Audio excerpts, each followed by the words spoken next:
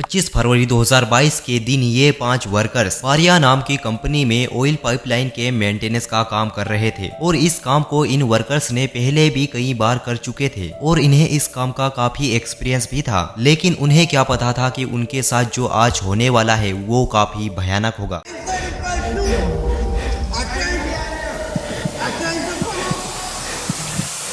जब ये workers pipeline के ऊपरी हिस्से पर काम कर रहे थे तभी अचानक पाइपलाइन के ऊपरी हिस्से पर पानी का तेज बवंडर बन जाता है और उन्हें अपने प्रेशर के साथ घसीटता हुआ पाइप के अंदर खींच ले जाता है। ये सब कुछ इतनी तेजी से हुआ था कि उनमें से कई लोगों की हड्डियां तक टूट जाती है और उन्हें खुद ही नहीं पता था कि उनके साथ हुआ क्या है। इमेजिन कीजिए कि हम थोड़ी सी देर तक एक जगह पर खड़े नहीं रह पाते, वहीं ये वर्कर्स 48 घंटों तक 30 इंच की पाइप में अपनी आने वाली मौत से लड़ते रहे। कंपनी वालों को पता चल चुका था कि पाइप में वर्कर्स फंसे हुए हैं, उसके बावजूद भी उन्हें रेस्क्यू क्यों नहीं किया जा रहा था। पाइप में फंसने के बाद जो इनके साथ हुआ वो वाकई में आपके रोंगटे खड़े कर देगा, क्योंकि इन 5 लोगों में से एक के पास GoPro कैमरा लगा हुआ था जो कि सब कुछ रिकॉर्ड कर रहा था। उस टाइम कैमरे में जो रिकॉर्ड हुआ वो वीडियो और ऑडियो भी मौजूद है, जिसे मैं वीडियो के आगे में बताऊंगा। क्या ये वर्कर्स जिंदा भी बच पाते हैं? तो जानते हैं इस इंसिडेंट के बारे में डिटेल में।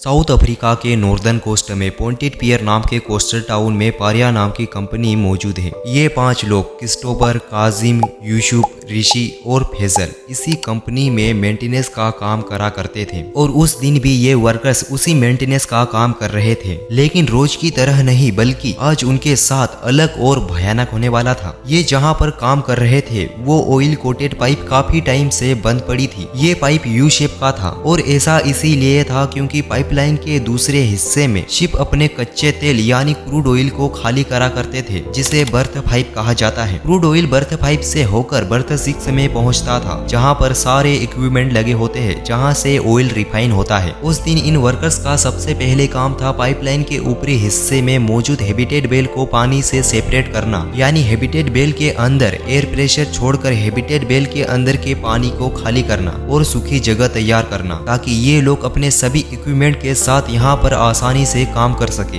ये वर्कर्स हैबिटेट बेल के अंदर के पानी को खाली करके वहाँ सूखी जगह तैयार कर लिए थे और वहाँ पर काम कर रहे थे। तभी अचानक पानी का तेज बवंडर बन जाता है और उन 5 वर्कर्स को अपने प्रेशर के साथ पाइप के अंदर खींच ले जाता है। ये वर्कर्स जब हैबिटेट बेल के अंदर काम कर रहे थे उसी के नीचे ये एयर प्लग खुल जाता है, जिस वजह से एयर प्लग पाइप के अंदर चले जाता है, जिससे एक प्रेशर क्रिएट होता है और हैबिटेट बेल के अंदर एक पानी का तेज बवंडर बन जाता है और उन 5 वर्कर्स को इतनी तेजी से पाइप के अंदर खींचता है कि उनमें से कई लोगों की हड्डियां तक टूट जाती है। इतना तेज प्रेशर क्रिएट हुआ था कि 90 सेकंड में उन्हें पाइप के अंदर 120 फीट दूर जाकर पटक देता है। उन्हें खुद ही नहीं पता था कि उनके साथ हुआ क्या है। ये सब कुछ होने के बाद ये सभी लोग पूरी तरह से अंधेरे में थे और उन्हें कुछ भी नहीं दिखाई दे रहा था और जो दिखाई दे रहा था वो बस अंधेरा था। आप समझ सकते हो कि उस टाइम ये लोग कितने दर्द में थे। ऑयल पाइपलाइन होने की वजह से उनकी आंखों में जलन हो रही थी, बिल्कुल वैसे ही जैसे कि हमारी आंखों में लाल मिर्च जाने पर होती है। उस टाइम की जरा ऑडियो सुनिए।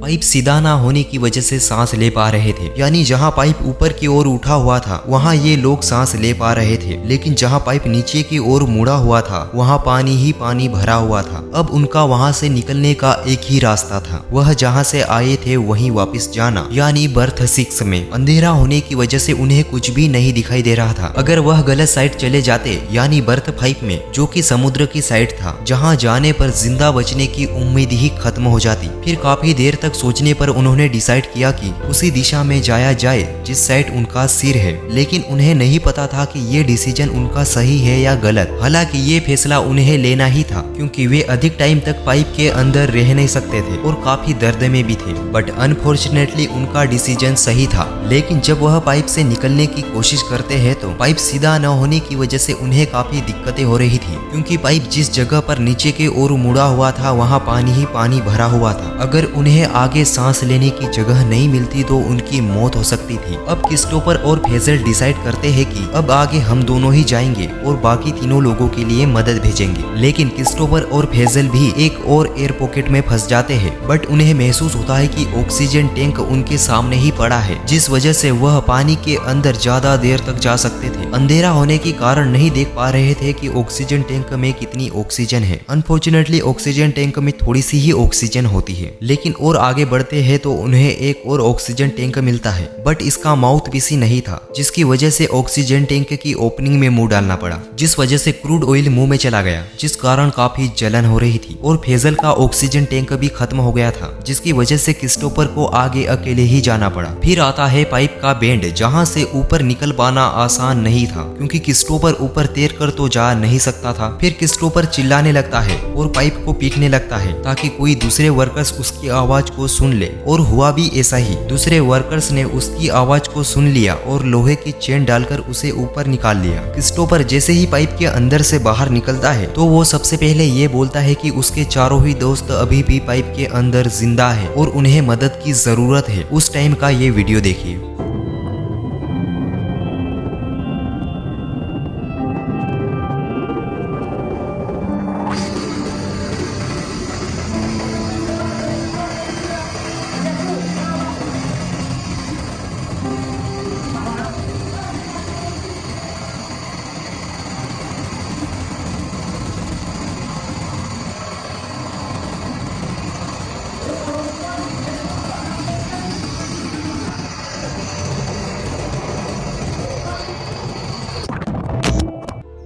फिर दूसरे वर्कर्स उन्हें बचाने जाने ही वाले थे, लेकिन कंपनी वालों ने उन्हें बचाने जाने नहीं दिया, क्योंकि कंपनी के पास बड़े ऑक्सीजन सिलेंडर नहीं थे। अगर बाकी रेस्क्यूअर उन्हें बचाने जाते तो उनकी जान को भी खतरा हो सकता था। ये बात सुनकर क्रिस्टोफर ही अपने दोस्तों को बचाने जाने वाला था, लेकिन कंपनी वालों ने उसे भी रोक दिया। कंपनी वालों को इससे कोई भी फर्क नहीं पड़ रहा था, चाहे वर्कर्स मरे या फिर बाद में तड़प तड़प कर मरे। इसका सीधा सा मतलब था कि उन्हें नहीं बचाना चाहते थे। बेचारे चारों वर्कर्स इसी उम्मीद में थे कि कब उनके लिए मदद पहुंचाई जाए और उन्हें इस पाइप से बाहर निकाला जाए। लेकिन पारिया कंपनी ने अगले आने वाले 48 घंटों तक कोई भी मदद नहीं पहुंचाई और उन्हें वहीं पर मरने के लिए छोड़ दिया गया। फिर चारों वर्कर्स ने बेचैनी में अपनी जान दे दी। फिर कंपनी के खिलाफ काफी प्रोटेस्ट भी होता है और इतना बड़ा मामला होने की वजह से पुलिस इंक्वायरी भी होती है, जिसके कारण उनकी डेड बॉडीज को बाहर निकाला जाता है। डेड बॉडीज की हालत इतनी खराब हो चुकी थी कि उनके ही परिवार वाले उन्हें पहचान नहीं पा रहे थे। लेकिन डेड बॉडीज को बाहर निकालने का क्या फायदा, जिंदगी तो उनकी खत्म हो गई थी। फिर बाद में पता चलता है कि चारों वर्कर्स में से कोई 6 दिनों तक भी जिंदा था। 4 दिनों तक पाइप के अंदर से आवाजें आती रही, लेकिन इससे किसको फर्क पड़ने वाला था। उन्हें रेस्क्यू किया जा सकता था क्योंकि उनके पास कई दिनों का टाइम था, लेकिन कंपनी की लापरवाही की वजह से इन चारों वर्कर्स की जान चली गई।